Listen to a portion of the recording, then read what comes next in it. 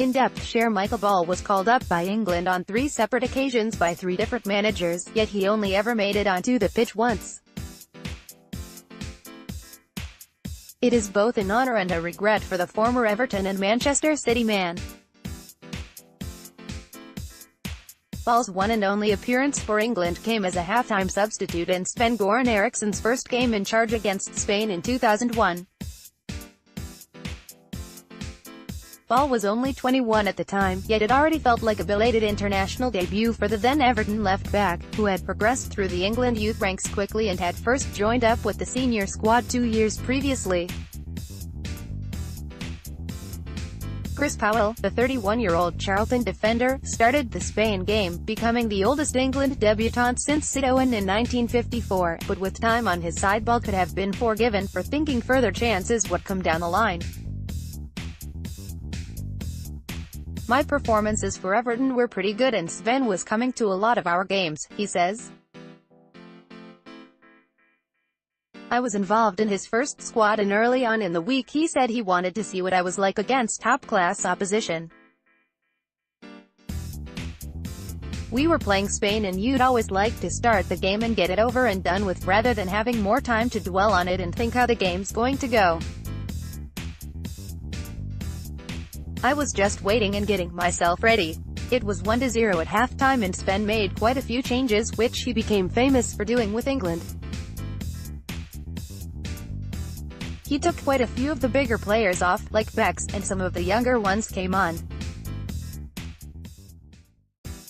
There was myself and Frank Lampard. When I came on I got quite a good little early touch. I did a 1-2 and played a through ball for Michael Owen to have a chance. He was unlucky not to score. That sort of settled my nerves and I really enjoyed the game then. We went on to win 3-0 in the end. Afterwards I was obviously pleased and proud.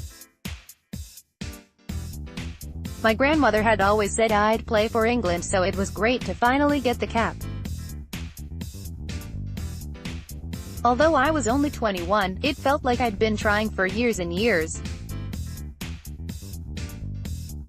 I was still young, but I'd been on the fringes for a while. Sadly, it would prove to be Ball's only experience of playing for England.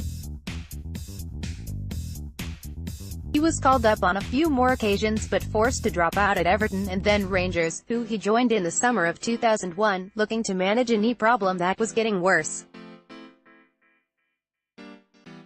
It eventually resulted in him missing 18 months of football. During a difficult couple of seasons, Ashley Cole and Wayne Bridge emerged as England's outstanding left-backs, leaving Ball in the shadows. His England shirt from the Spain game serves as a reminder of what he achieved, but also what might have been. I got all the players to sign it and Teddy Sheringham wrote best wishes and plenty more to come. Unfortunately, there weren't any more to come. Jinxed me on that, Ball laughs. But nobody could foresee the injury I'd have not long after that. Life as an international. Ball was first called up by Kevin Keegan in April 1999 for a friendly against Hungary in Budapest after Graham Lasso had withdrawn from the squad with an injury. Ball could only watch on from the bench as Phil Neville started at left-back and Michael Gray replaced him late in the second half, but it did at least give him his first taste of what it was like as a senior England international. His Everton teammate Francis Jeffers was in that same squad, and he knew others from the England youth setup, but Ball soon noticed that the group was often segregated along club lines. There were little cliques here and there, he says. I'll always remember one of the times I turned up to the hotel a bit too early.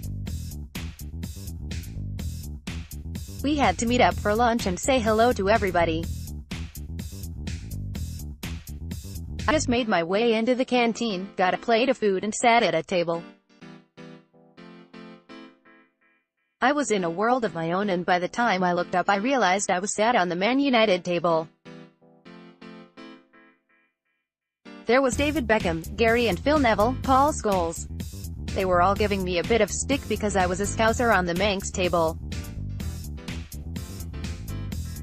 I turned around and saw there was Michael Owen, Robbie Fowler and Jamie Carragher on a different table. I realized I'd messed up there, but they made me feel welcome. It was a nice bit of funny banter to set the tone. However, while there were enjoyable moments of humor and light relief, the level of press attention that players were subjected to on England duty could be stifling. The hype around the England setup wasn't too nice, says Ball. The lads knew we had to behave and stay away from anything controversial. When you've got players like David Beckham, the media are always trying to find something. The history of the England team didn't help either. We were kept in-house a lot of the time. We weren't allowed to leave the hotel or use our own phones. We got given new phones to use while we were away with England so they could keep track of what we were all doing.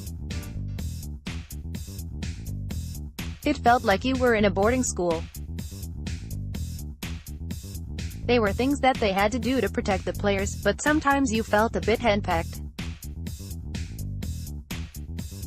One moment you're being told to be a man, and the next you're being treated like children. They felt they had to do that to keep the players concentrated and in check. In awe of Beckham, Ball's second call-up came in November 2000. Peter Taylor had briefly taken over as caretaker manager following Keegan's resignation, and he named a young and experimental squad for a friendly with Italy, with Ball on the bench again. England lost that game 1-0, but it marked a change in direction as some of the old guard were moved on and David Beckham was chosen to captain his country for the first time. Ball remembers being in awe of the midfielder's set pieces during training sessions. In a way I thought he was pretty easy to defend against because he'd never really run at you. But what made it difficult was that he'd go very close to Gary Neville, pick the ball up and ping a 50-yard ball right onto someone's head. So he was difficult to stop even though he wouldn't try to do one-on-ones with you. When he was taking corners in training he was whipping them in with his side foot. The pace and the power he was getting on the ball was frightening to see. You'd see it on TV or in a game but not really take it all in. Seeing him whip in that many in a row made you realize how dangerous they were. When we had to change around and be the attacking team, we were all looking around and wondering who was going to put the balls in. There weren't many putting their hands up to go after Becks because you're going to look daft. He was just a different level. Near-miss Ball had thought he would get his chance that night against Italy, but as it turned out he had to wait a little longer. I really thought I was going to get my chance. I was pretty confident of my ability, he says. During that game one got asked to warm up a couple of times.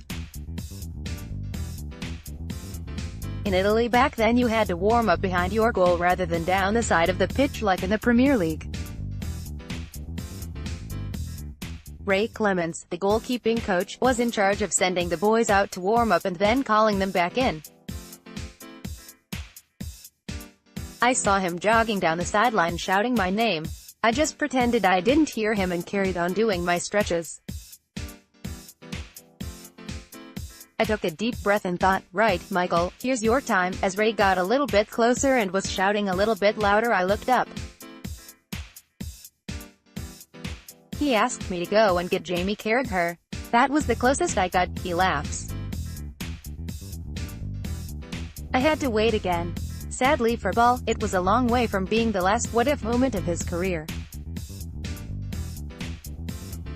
By Sean Colmore, England. Jermaine Jenis. England's big names were auto picks.